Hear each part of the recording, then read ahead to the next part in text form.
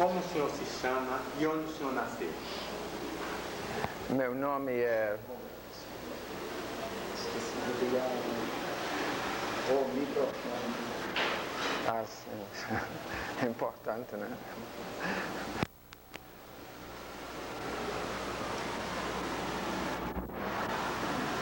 Então vai perguntar a ele primeiro, né?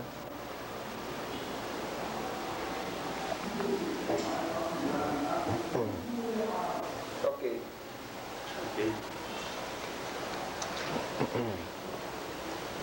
Como o senhor se chama e onde o senhor nasceu?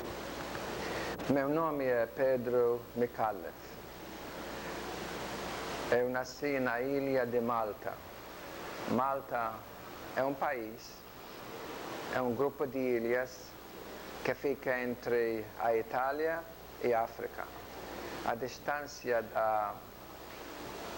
de Malta para a Itália é 40 milhas, uma base de 60 quilômetros. E a distância da ilha de Malta para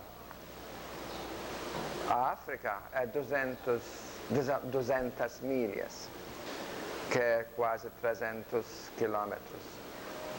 E nasci lá em 1935.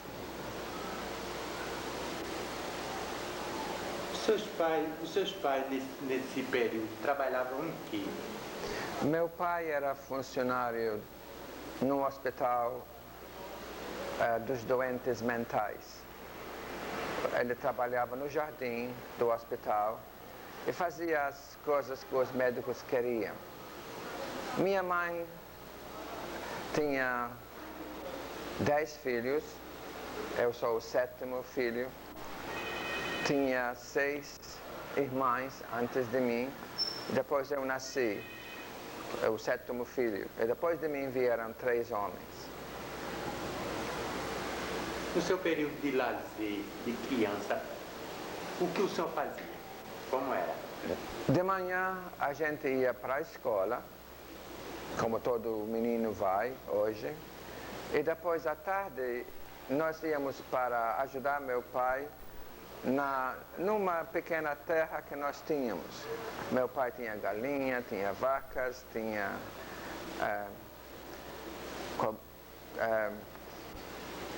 porcos, tinha muita, e também plantava muita verdura.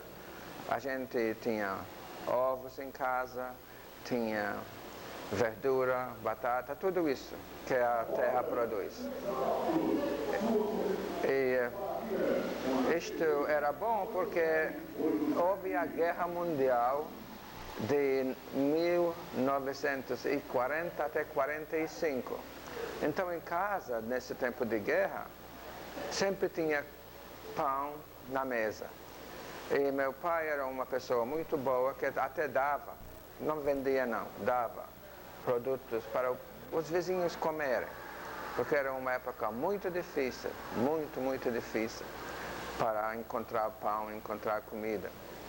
Ele morreu em 53, eu tinha 18 anos, senti muito a morte dele.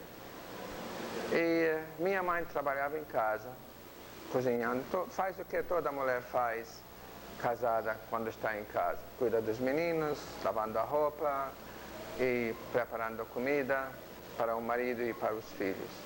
Foi uma infância feliz, apesar que houve a guerra.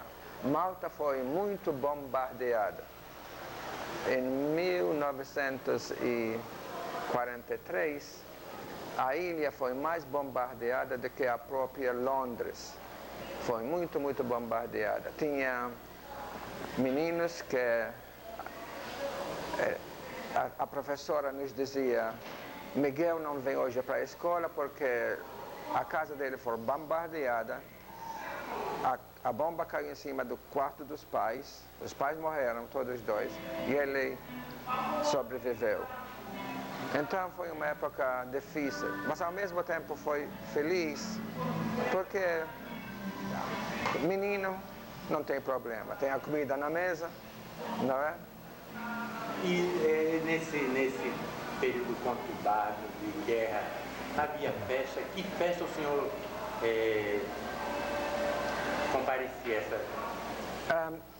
Na ilha, a ilha é muito católica, então tinha as festas de cada cidade. São muito parecidas com as festas da Espanha e as festas da Itália. E como as festas do Brasil também. Quando tem a festa da padroeira, todo mundo vai para aquela cidadezinha, para aquela paróquia e celebra. Tinha esses brinquedos para as crianças, tinha coisas para vender. E assim, eram mais festas religiosas, mistas com um pouco de jogo mais para os pequenos. E com que idade o senhor se viu motivado à vida religiosa? Eu estava pensando em ser padre depois que eu terminei o liceu, o colégio. Então tinha um seminário lá perto da nossa cidade e eu decidi ir para o seminário. Passei 2 anos e um amigo meu decidiu de vir para o Brasil. Então ele veio na Paraíba, estava estudando na cidade de João Pessoa e quando ele se ordenou, ele foi trabalhar para a diocese de Cajazeiras. Então mandei uma carta para ele, ainda estava no seminário. Eu disse, eu gostaria de vir estudar no Brasil, aprender a língua durante o estudo da teologia. E eu gostaria de ser padre no Brasil. Então ele falou com o bispo auxiliar de João Pessoa, era Dom Manuel Pereira. Eu soube que depois ele tornou-se bispo de Campina Grande. E ele está vivo ainda. E vim no ano 56 ou 57. E como a sua família reagiu do senhor ser padre? Eles aceitaram. Minha mãe aceitou, meu pai, como já disse, já era falecido. E no princípio não gostava muito porque é tão distante, porque o Brasil, o povo maltês tem de emigrar, tem de sair da ilha. A ilha é muito pequena, não dá para todo mundo. Então ensinam inglês para o povo emigrar ou para a Austrália ou para o Canadá. Poucos vêm para os Estados Unidos e uns vão para a Europa. Então, Austrália, Canadá era mais popular como lugar para se emigrar, mas o Brasil era muito distante. Mas aceitaram, eu vim para o Brasil, me ordenei aqui. Como se deu a sua formação religiosa e como era a sua rotina no seminário? A vida do seminário é uma vida igual de um colégio, tem de estudar de manhã toda, depois tem o almoço ao meio-dia, tem a cesta de 1 hora ou 2, e depois tem estudo, fazer o trabalho que os professores davam, e depois tem os passeios pelos lugares, pelas ruas ou pelas campanhas daqui, perto de João Pessoa. E assim passava o dia. Tinha assistir à missa de manhã. Foi uma vida muito rotina, mas ao mesmo tempo estudando a teologia e a moral da igreja, o código penal da igreja. Tem muitos sujeitos. Um dos professores era Luiz Gonzaga, Padre Luiz Gonzaga, que depois tornou-se bispo do Espírito Santo. O povo me informou que ele já faleceu. Em que ano o senhor foi ordenado? 61. 61. Eu fui ordenado na igreja de Alagoa Grande. Qual foi a sua primeira paróquia? Quando me ordenei, o bispo me mandou para Guarabira. Eu era coadjutor. ajudar o Monsenhor Emiliano. Como foi o seu trabalho religioso aqui na paróquia de Guarabira? A primeira responsabilidade que eu tinha, que continuei durante os 6 anos, era de ser o capelão do Colégio Nossa Senhora da Luz. Tinha freiras de Santa Catarina e ia todo dia celebrar a missa na capela de Santa Teresa, da capela Nossa Senhora da Luz. E eu também ensinava. Tinha um colégio e ia para as paróquias, as capelas, não paróquias. Araçagi, Cuitegi, Alagoinha, Pelõezinho. Uma missa por mês. Porque naquele tempo, Guarabira era uma paróquia muito grande. Eu soube que essas paróquias, que essas capelazinhas hoje são paróquias. E o que lhe impressionou no desenvolvimento pastoral daqui, da cidade? Já tinha ouvido o Conselho Vaticano II, que abriu uma nova mentalidade para toda a igreja. E ao mesmo tempo criou uma crise quase na igreja, porque os padres conservadores não podiam aceitar a mudança. Naquela época começou a missa em português. A missa era sempre em latim. E o povo não entendia o latim, mas era um povo religioso que só queria atender e ouvir a missa em latim, na língua latina. E aí abriu a porta para a missa ser em português. No princípio só tinha a epístola em português e o evangelho e a pregação em português. Mas depois de poucos anos, a missa tornou-se toda em português. Tinha os padres que não queriam esta missa, mas foi um mandado do Concílio Vaticano, então todo mundo tinha de celebrar a missa na língua da nação em que vive. Na Inglaterra em inglês, na América em inglês, no Brasil a língua portuguesa, então a missa tornou-se em português. Agora, padre, o que lhe motivou a construir o cruzeiro na Serra da Jurema? Eu ia conversar muito com o povo, ou na praça, ou o povo vinha na minha casa. A minha casa era atrás da catedral, atrás da matriz, naquela época, e a porta era sempre aberta, sempre aberta. E o povo diz, olha, o Monsenhor Emiliano vai celebrar 33 anos de pároco em Guarabira. E o que vamos fazer? Então o grupo começou a conversar. Vamos construir um cruzeiro lá na Serra. A ideia parecia naquela hora uma ideia louca, uma ideia que é impossível de acontecer. E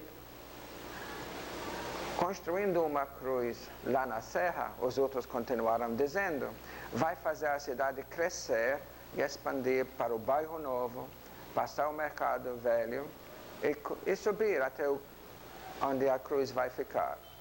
E realmente, a cidade cresceu porque a cruz atraiu o povo para construir casas. E, de novo, o povo dava as ideias. E sendo pároco coadjutor, eu disse para o Monsenhor Emiliano que nós vamos construir uma cruz lá na Serra em homenagem aos 33 anos de paroquiato. São muitos anos. Eu acho que foi o único pároco que passou tantos anos aqui em Guarabira. Então, outra ideia que o povo me deu foi, olha, vamos construir a base. E falei com prefeito era Pimentel, não o atual, o outro, Doutor Pimentel Filho, João Farias o Pimentel, pai, o pai. João Pimentel. Ele disse, não precisa falar comigo não, fale com Nino Toscano, conhece Nino Toscano, o pai de Germano Toscano. Ele lhe ajudará e lhe dará o que precisar. Então, a primeira coisa que eu precisava era abrir o caminho. Veio um caminhão grande e abriu a estrada. Porque não tinha estrada não, só tinha mato. E a prefeitura dava o caminhão para carregar as pedras, o caminhão para levar água, para levar o cimento, porque tem de ter tudo isso. E aí começou a base. E o povo, eu ia pelo comércio de Guarabira. Eu me lembro Antônio Rato, ele pedindo dinheiro para ele para continuar a construção da base. E o povo dava, o comércio dava esse dinheiro. Aquele cruzeiro foi construído somente com o dinheiro do povo de Guarabira. A prefeitura ajudava, sim, com os caminhões, como eu disse antes, mas o povo de Guarabira doou o dinheiro para a construção. Mas esse povo que doou, os fiéis, como eles se mobilizaram? Como fizeram? Qual foi a forma de mobilização? Eu celebrava a missa da noite, do domingo. Então, naquela hora da missa, eu falava para o povo continuar me ajudando para, uma vez que está iniciado o trabalho da cruz, chegar ao fim. Então a missa era uma oportunidade para falar com o povo, como o Monsenhor Nicodemos faz, a mesma missa da noite no domingo, ele dá notícias sobre o memorial, como está indo, o que precisa. Eu fazia a mesma coisa. Então, o povo que vinha na minha casa, ou que eu encontrava na praça, disseram, vamos levar o cruzeiro daqui da cidade. Então foi construída uma caixa em frente da matriz, botaram todo o ferro dentro, que ia servir para ficar dentro do cruzeiro, e vamos levar. O povo leva. E eu tenho certeza que muita gente lembra deste fato. Foi a primeira romaria para aquela serra. Quando chegou a hora de levantar a cruz, o povo disse, o Padre Pedro, sobe em cima. Ele disse, não, eu não vou subir em cima não. E quando eu disse, vamos levantar a cruz, eu nunca vi uma coisa se levantada com tanta rapidez. 300 pessoas, cada homem carregando um pedaço. E o povo começou a andar pela rua Dom Pedro II. E eu nunca vi o povo andando com tanta rapidez, andando mesmo. Depois, quando começou a subida, começaram a perder o fogo, sabe? Mas vinha gente, trocava de homens. Eu disse, será que vai chegar lá em cima? Mas, com a graça de Deus, de Nossa Senhora e do povo de Guarabira, aquela caixa cheia de ferro, pesada, foi carregada por mais de 300 pessoas, homens, que hoje muita gente vem, eu carreguei aquela cruz. Qual foi o dia desse erguimento da cruz? E o que o senhor mais se recorda de bom naquele dia? O que eu gostei mais era o povo, porque depois do povo carregando a cruz, vinha uma romaria. Muita gente, muita criança. Parecia que a Frei Damião estava em Guarabira. Foi uma romaria muito, muito grande, muita gente. E só aquela presença e o povo subindo, uns passando pela rua que foi aberta, outros subindo pelo capim mesmo, lá especialmente os meninos e os jovens, subiram lá na montanha. Mas por que foi escolhido a cruz e não o santo? Porque a cruz entrou na história da humanidade para salvar todos os homens. A religião é essa. Deus tornou-se homem em certo tempo, e a religião nossa é isso. Deus tornou-se homem para salvar todos os homens, toda a humanidade de todas as gerações, passadas, atualmente e do futuro. E a cruz foi a porta que abriu a porta do céu de salvação para todas as pessoas do mundo. Tem santos grandes. Nossa Senhora podia ter sido escolhida, mas a ideia foi sempre a cruz. A partir daquele dia, como foi o movimento religioso na cidade? O povo foi muito religioso naquela época, como é ainda religioso hoje. Tem sempre gente que fala contra a religião. Não tinha esses protestantes, esses evangélicos, essas igrejas protestantes como tem hoje.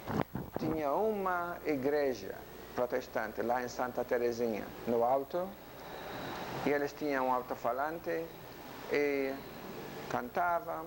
Mas os protestantes também amam a Jesus Cristo, praticam a religião, não fazem mal a ninguém, e temos de viver com eles.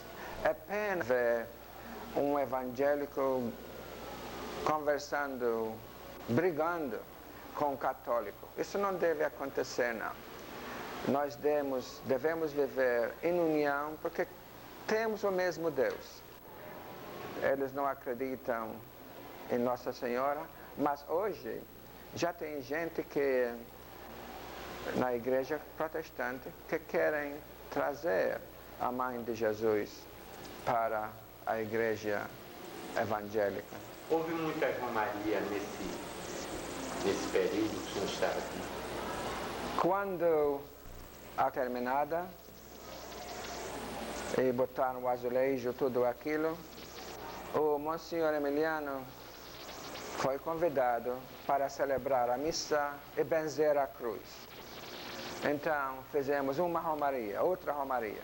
Também veio muita gente. O Monsenhor Emiliano celebrou a missa lá em cima, benzeu a cruz, e foi um domingo à tarde muito agradável, porque o povo queria ver o fim do cruzeiro. Após a construção da cruz desse período, mas quanto tempo o senhor demorou aqui? A cruz foi inaugurada em 66. Eu deixei Guarabira em 68. E de lá fui para Itabaiana, onde eu passei 2 anos. Não houve muitas romarias, não. Houve missas. Eu avisava de novo na missa da noite, no domingo. Avisava o povo que vamos ter uma missa lá no cruzeiro. E não tinha muitas romarias, não. Houve a romaria carregando a cruz, houve outra romaria para abençoar o cruzeiro, e talvez tinha 1 ou 2 por ano.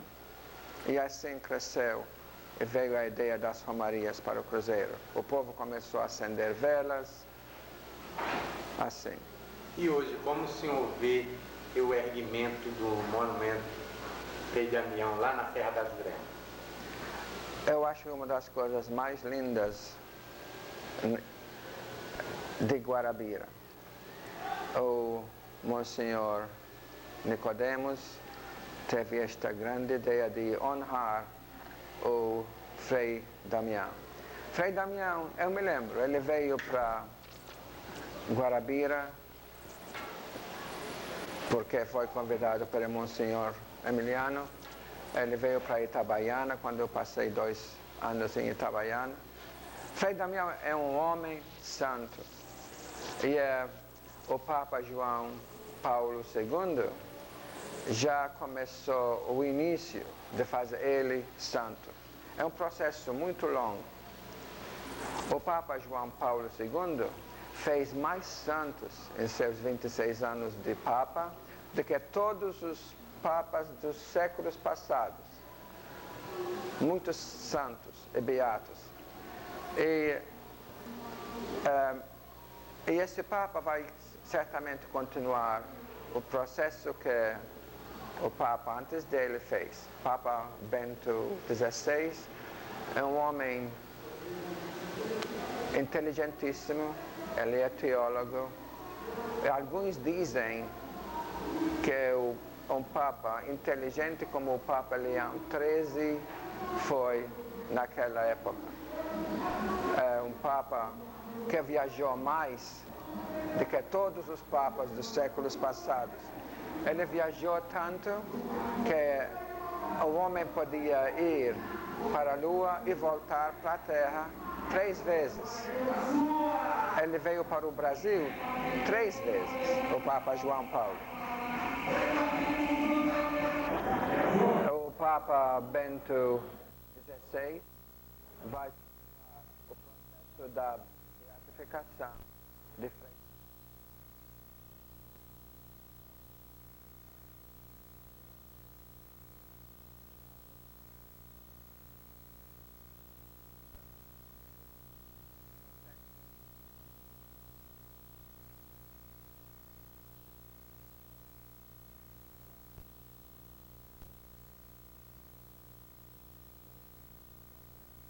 O Evangelho continua.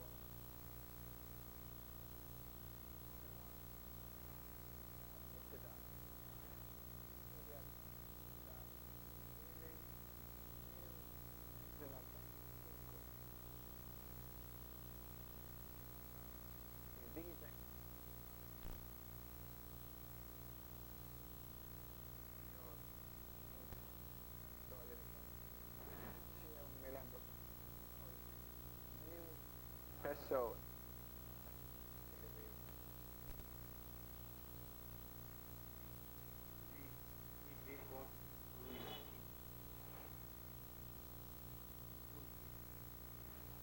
Como se eu...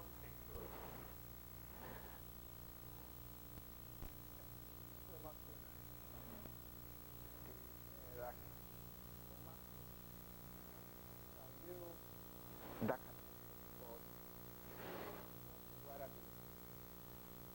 e olhar para que eu não fiz só. Foi o povo que fez.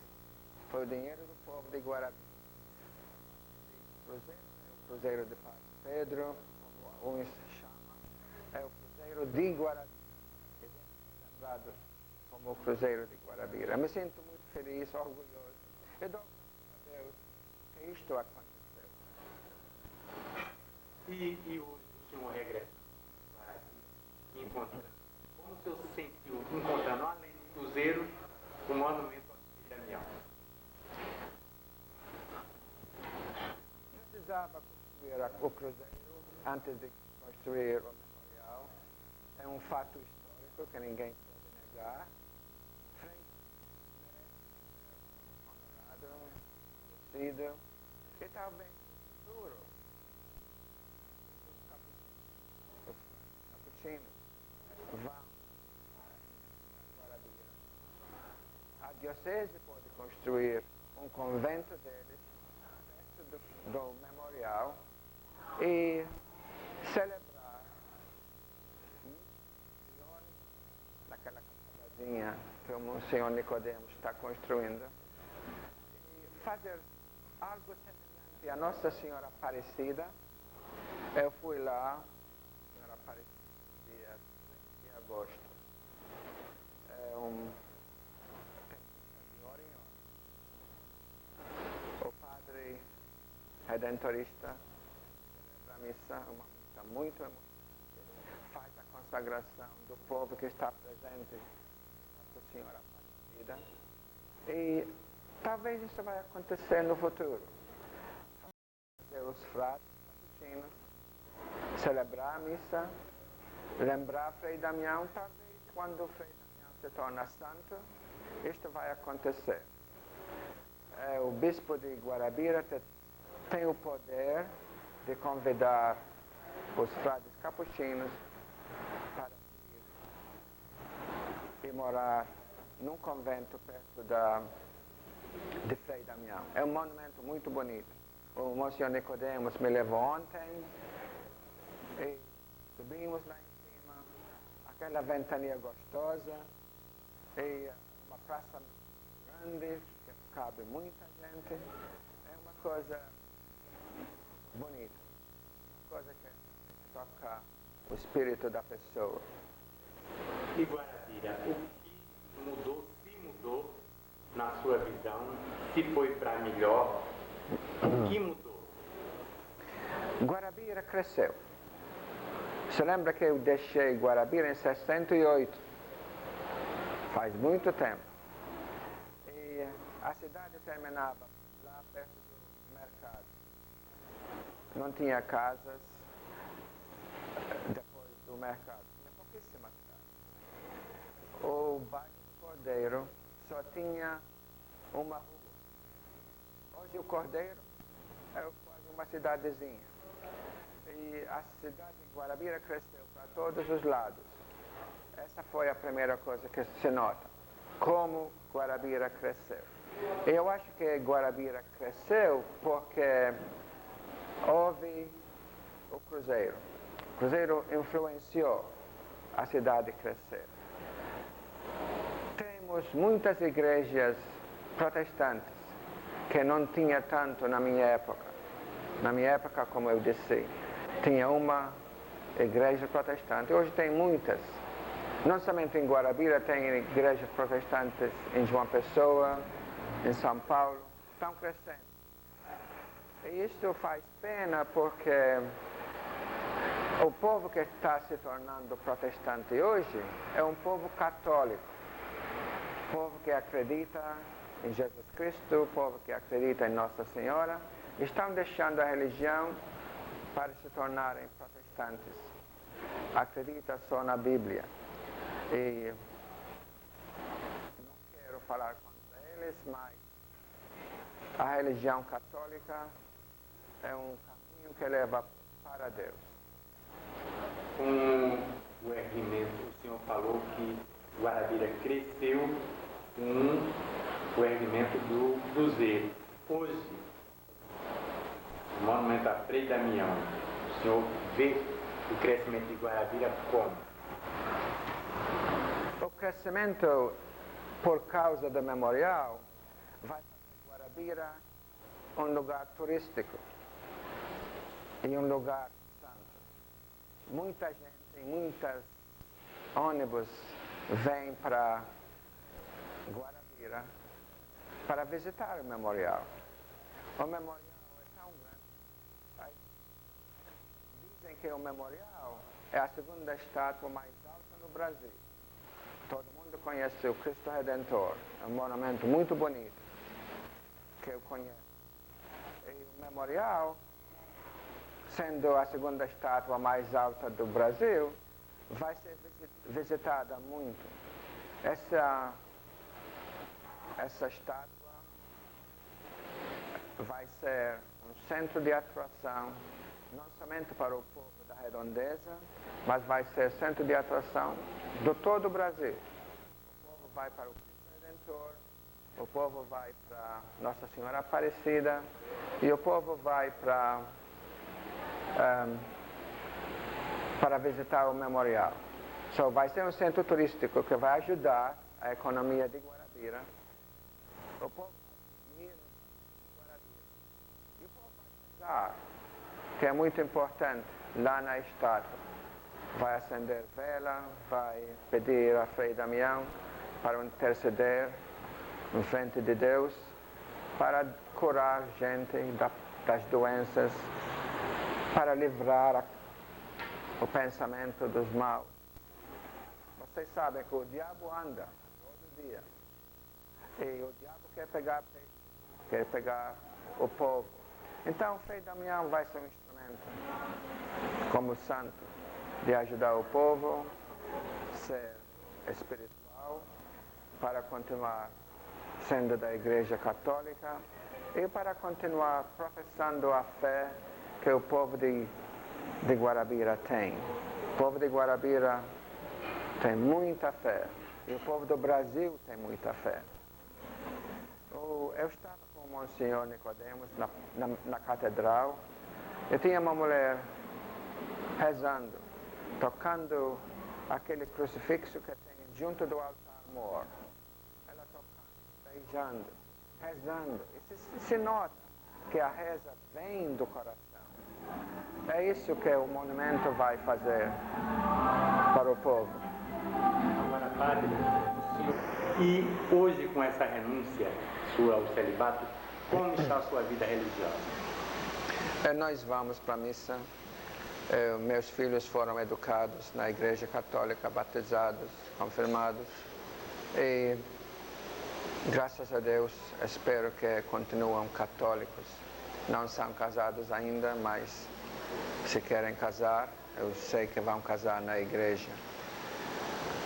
A religião não se muda. A religião da igreja é sempre a mesma. O padre, para continuar a sua missão, tem de ser celibato.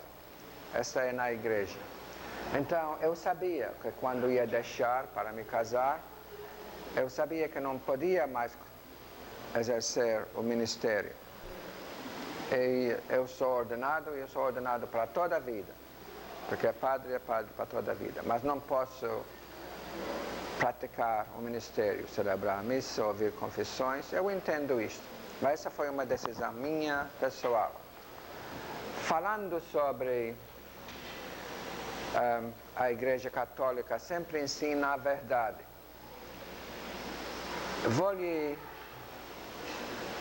Vou contar essa história. O Papa Bento XVI cresceu na Alemanha como católico. Nasceu numa cidadezinha que era muito, muito católica. A região era chamada a Bavária. E ele conta nos livros que ele escreveu, eu dei um livro ontem ao Monsenhor Nicodemos. Ele escreveu muitos livros quando era cardeal. Ele escreveu que a Igreja Protestante ajustou ao regime nazista. A Igreja Católica falou contra o Hitler e falou contra o regime nazista que era contra. Quer dizer, a Igreja Católica não mudou, não se ajustou para os tempos. Vou dizer outra história. Nos Estados Unidos, temos os católicos e os protestantes. Os católicos, os padres não podem casar. Na Igreja Protestante, estão casando homem com homem, os gays, né? E estão mulher casando com mulher. Isso não é certo, isso não é da Igreja Católica. A doutrina é a mesma.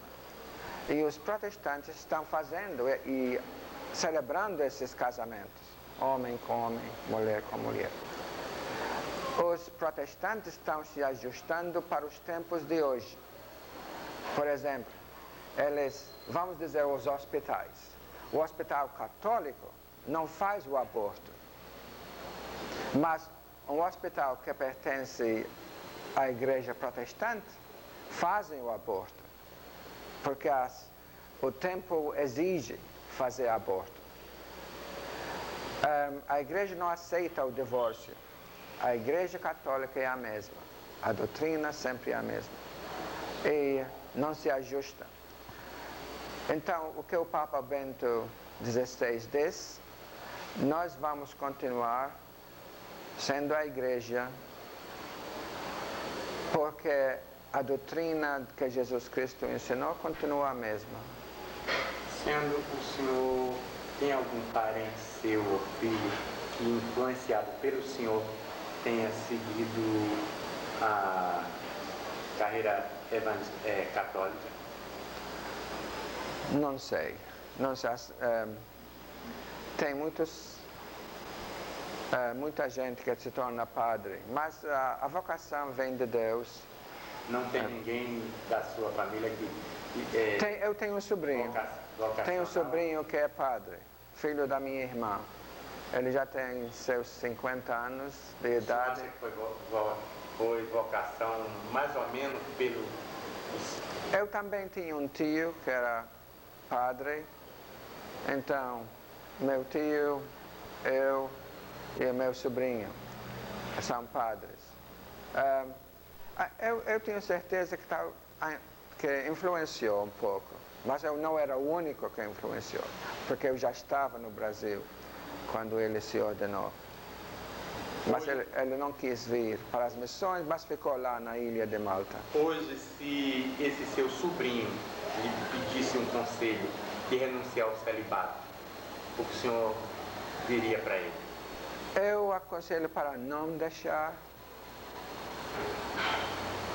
fazer o possível para continuar padre.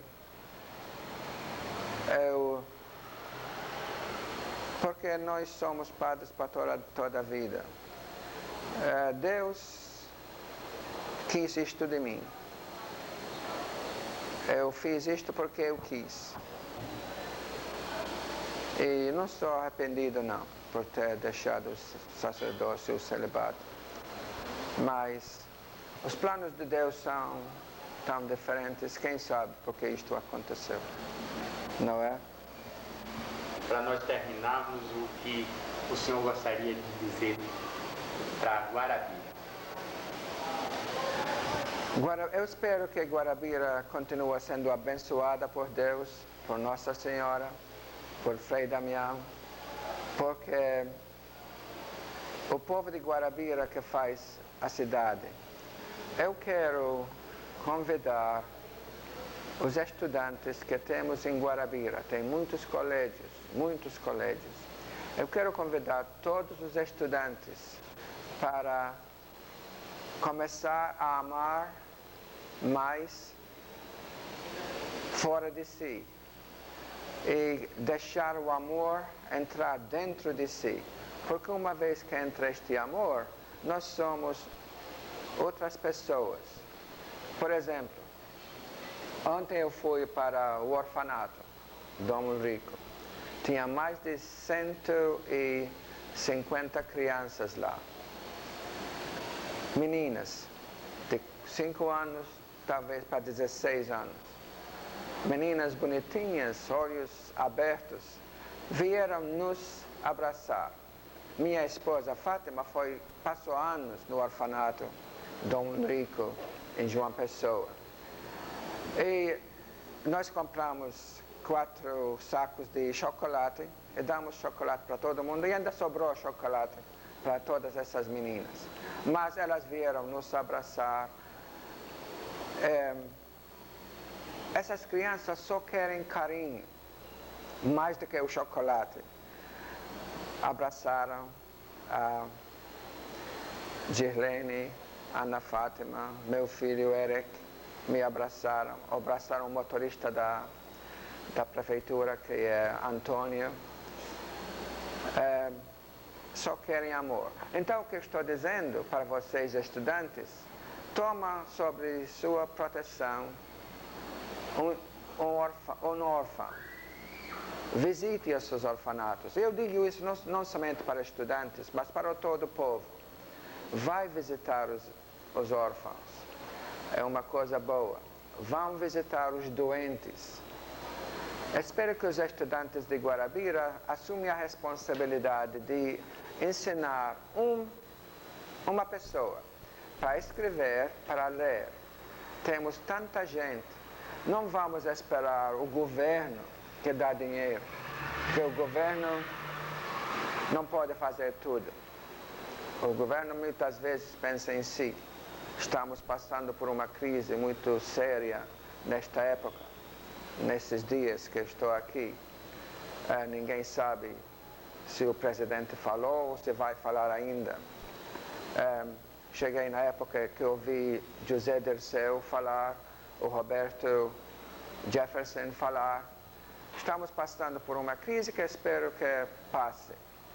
Mas eu convido a todos os estudantes, eduque uma pessoa para ler e para escrever. Quando você está ensinando, você está aprendendo a ensinar. Hoje eu ensino. Sou professor numa universidade católica em Nova York. Eu gosto de ensinar essa profissão porque quando termina meus cursos, este povo se tornam profissionais e vão encontrar um trabalho, que é muito importante ter um emprego. Muito importante. Ninguém pode viver com as mãos vazias. Temos de comer, temos de beber e tem de cuidar da família. Mas cuide das outras pessoas. Visite os doentes que estão abandonados, sozinhos. Os órfãos, ninguém visita eles. Os doentes nas casas, ninguém visita eles. Os velhos, tem tanto velho abandonado, vive só. Muitas vezes o povo não quer somente comida, quer amor, quer afeto. E os velhos precisam disso, porque a gente deixa esses velhos sozinhos, os doentes sozinhos. E estudam. O estudo muito, muito importante. Espero que vocês se tornem os vereadores, os prefeitos, os governadores, os deputados, os senadores e os presidentes de amanhã. Precisamos de gente honesta, gente que não vai ficar corrupta e gente que sabe dirigir o povo.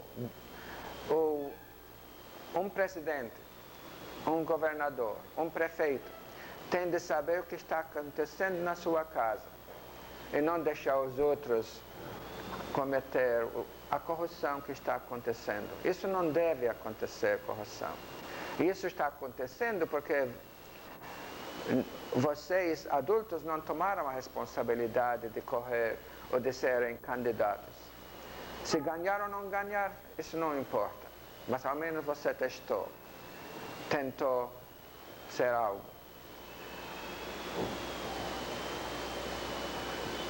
Obrigado. Obrigado e que Deus abençoe Guarabira.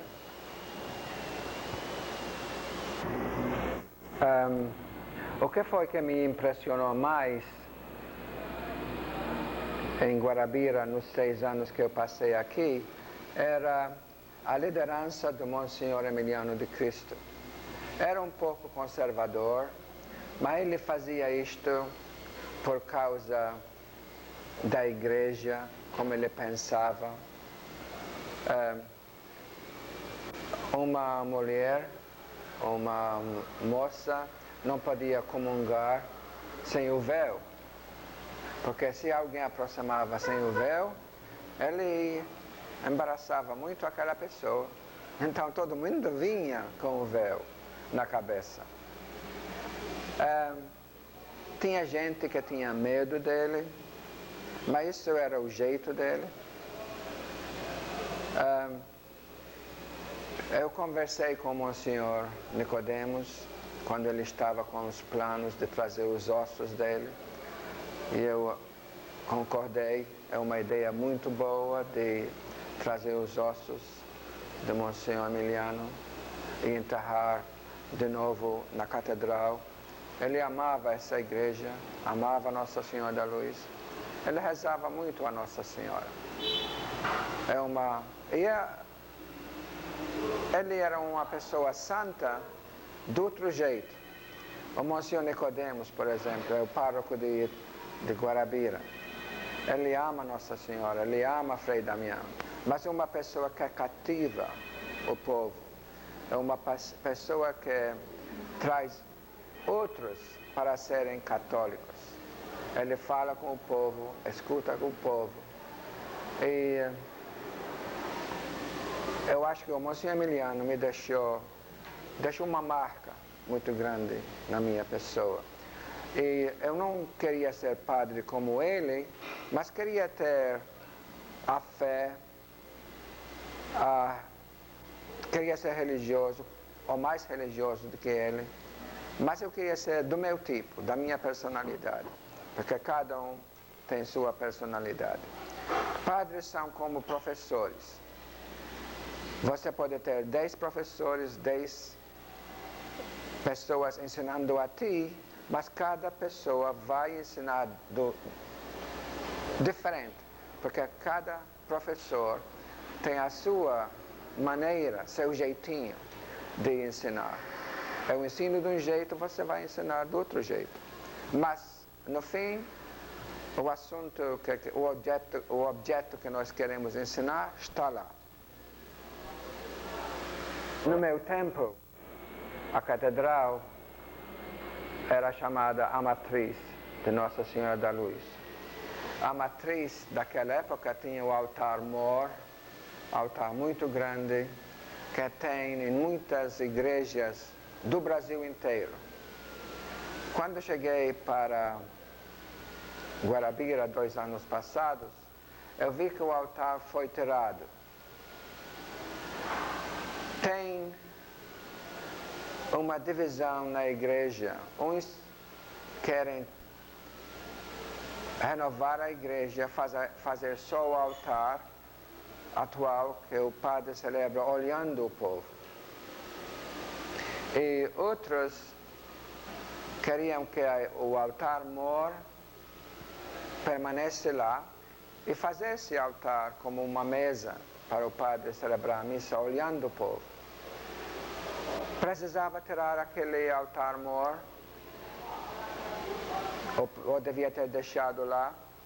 Essa foi uma decisão que talvez o bispo, talvez outras pessoas fizeram.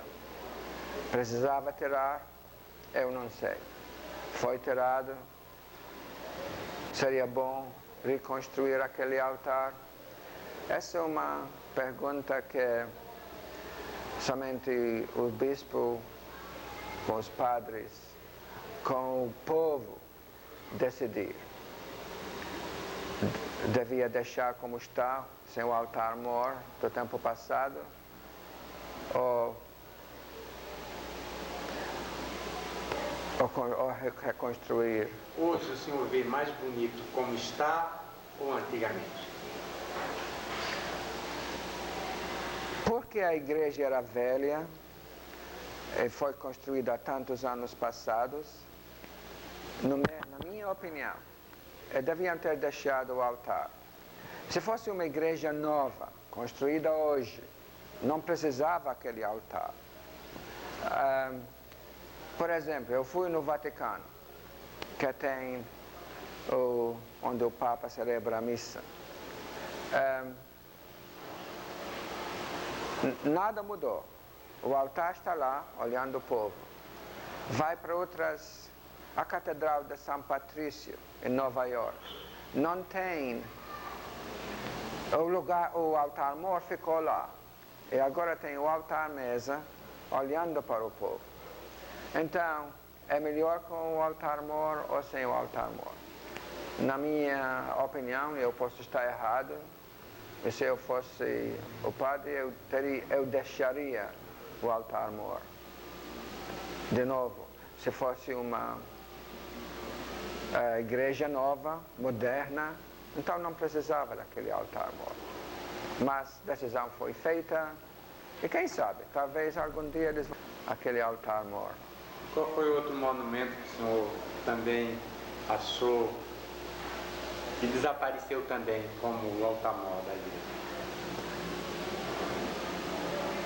Não sei se alguma coisa desapareceu. Eu sei que a rua principal tem prédios com 2, 3, 4 andares. Na minha época, nos 60, todas as casas do comércio só tinham um andar, o andar da rua. Praças, não notou diferença nem nas praças? A praça tem árvores, mais do que tinha. Tem espaço para os motor taxi, tem espaço para os carros, os táxis estacionar. E aquilo não tinha. Está ajeitada para atender às necessidades de hoje. Mudou muito a rua principal de Dom Pedro II. Para melhor Não, são prédios modernos, prédios bonitos. Estamos vivendo uma época que tudo está mudando.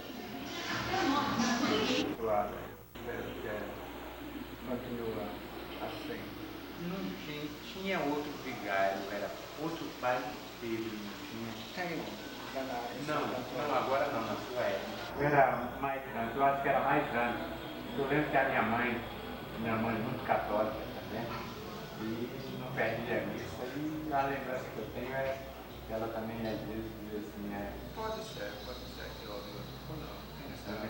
Eu já acompanhei, foram muitas pessoas mesmo, foi impressionante. Só mesmo ali, eu acho que nem as fotos, nem teve nenhuma filmagem que realmente mostrasse realmente o que a multidão que estava. E foram muitas pessoas mesmo. No dia 11 de agosto de 2005, o cruzeiro foi iluminado pela primeira vez. Isso foi ontem. Eu estava visitando a prefeita Fátima Paulino e a secretária dela veio nos avisar que recebeu um telefonema do engenheiro da prefeitura que a cruz foi acesa pela primeira vez. Isso aconteceu ontem, dia 11 de agosto de 2005, às 5 horas da tarde, quando eu e minha família estávamos falando com a prefeita Fátima Paulino. A prefeita Leia Toscano foi instrumental em construir o memorial de Frei Damião, mas foi a prefeita Fátima que acendeu e iluminou o memorial de Frei Damião. Por isso também eu sou grato pelas duas prefeitas que passaram, que são tão religiosas em fazer e melhorar Guarabira, o memorial e o cruzeiro. Quero saúde para elas, espero que se sintam felizes na missão que elas fizeram.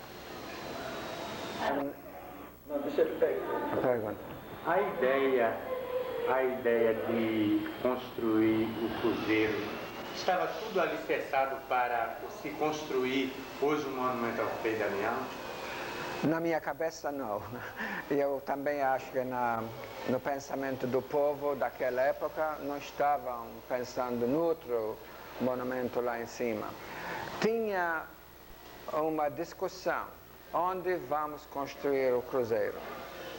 Alguém queria onde está atualmente, outros queriam mais para cima, que ficava mais alto.